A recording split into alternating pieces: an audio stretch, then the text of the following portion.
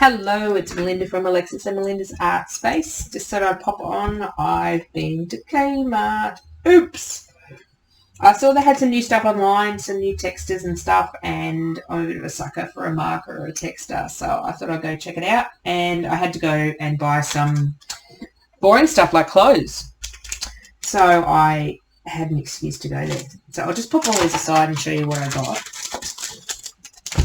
So I grabbed some more of these. These are clear, quite heavy plastic little wallets. You get 5 for about $3. I like to store sort of some of my ephemera in here and some of my magazine cutouts and my stamped images, and I'm going to put them in a box and sort of file them.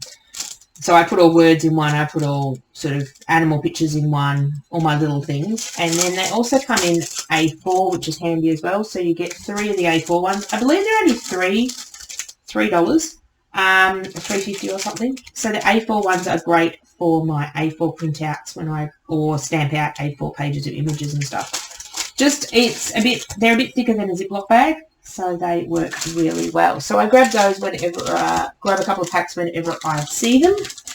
Then I was browsing through and they have a lot of more books and journals. They've really got a lot in their paper crafting lately. So this intrigued me. This was a sketchbook and I couldn't open it in store. Had a pen loop, which is really cool, and had this elastic to close your book. It's only 80 GSM paper. It's like an A5 size book, but I liked the hard cover of it. And the paper is actually not that bad. It's a bit fibrous-y, but a bit textured. But I thought this would be a fun book. And I believe this was only $5 or $6. It wasn't expensive at all. There was a bigger one, an A4 journal, but I thought I'd try this one. I wanted to really check out the paper. So I believe a lot of things will probably soak through the paper.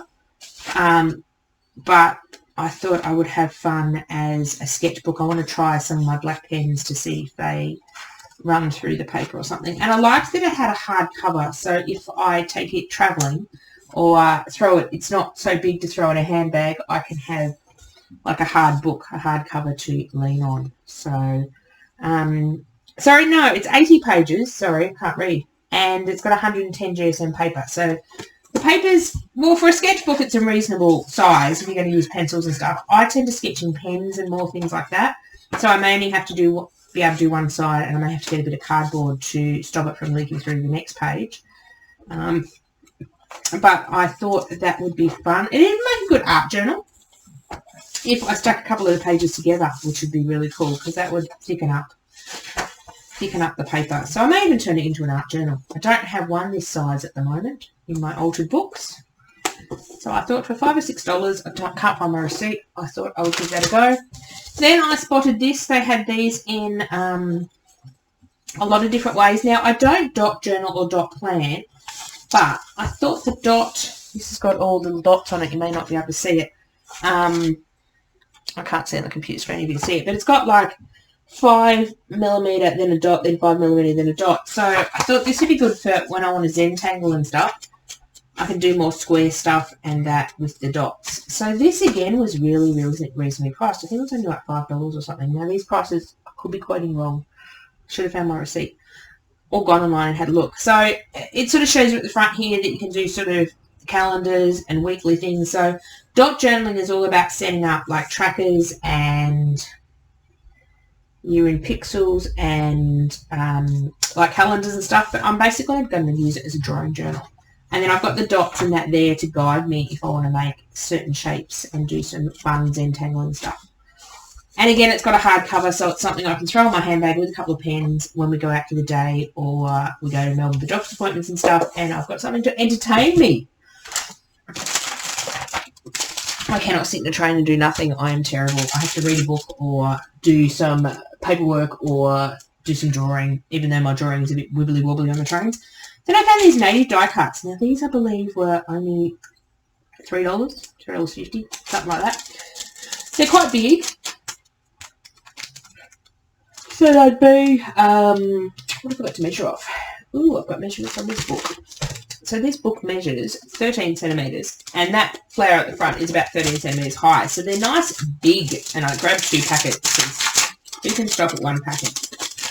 But I thought these were rather cool, and they've got like They're a little bit shiny, but they're not. And I'll probably end up going and cutting the white off. Oh, maybe I won't. I love the watercolor flowers. So these are sort of Australian, looks like a Banksia, looks like maybe a yellow Banksia. So they have a bit of an Aussie theme. I don't particularly like the white, but I could always fussy cut it off, or I could paint over it. So we've got some little ones. Looks like we've got 2 of each. We've got some little ones. I love these flowers. These are cool flowers, like watercolor flowers, and little sprigs. More sprigs, little version. This looks like a, I don't know what type of flower. Smaller flower, more leaves. So I thought these were kind of cool and reasonably priced. So yeah, I'm not a fan of the white, but I reckon I could have a play. Well, on a coloured background I'd probably stand out, but I don't know. So I thought for the price I would give them a go. And then the most thing I was excited about that I saw online and wanted to go have a look in person, I was going to order them online because I don't get out to Kmart that often. I get out probably once a month, once every 2 months. Even though it's only 2 kilometres from my house, I just don't go out that much. I tend to save up all my shopping and then go out once and do a huge amount of shopping and a huge amount of spending, and then I don't spend any for another 2 months or something. Or if I really want something, I'll go shop online. But I'm trying to stop the shopping online. Did a lot of that last year and need to use what I've got. So they are fun. They're the same packs. They only had one variety. And I was most excited about their pens. Now, I've had some great pens from Kmart before. So these ones intrigued me. These are outline markers. So I'm assuming they draw silver and they put an outline on the outside. I believe the most expensive pack of these were $8. And I believe these were 5 and 3. Again, don't quote me on prices. Let's just grab the black one out. Oh, I've got to prime them up. So I might do a separate video and prime these up and have a go. But this one says outline markers, creates 2 colours in 1 stroke. So ideally it should do a colour in the middle and then a colour on the outside. So I thought that would be fun in art journaling. So they're water-based, I believe. They don't have much information on them. I've seen outline markers in other brands more expensive. And then they had coloured pastel brush pens. Now, again, I think I have to prime these ones up. So I'll do a separate video with me playing on these and having a bit of an experiment. Usually not a pastel person, but I'm wondering how these will work on black. Ooh. Okay, they might not work on black because they're quite pastel. I thought they'd be more opaque. They're kind of cool. Let's put the lid on properly so they don't dry out. I don't need any more markers. I need markers like I need a hole in the head. But, well, I like playing with things that are reasonably priced. Let's grab the purple one out of these. So these are metallic brush markers. Ooh, these might go well on black, maybe. I'm not one good at brush leading. You're supposed to go thick and then thin. Thick and then thin. I can't brush marker if I tried. No, all my strokes are the same, but you can sort of get, if you do it on the side, you get thicker marks, and if you do it really on the tip, you get quite thin marks. So I thought they would be fun to play with.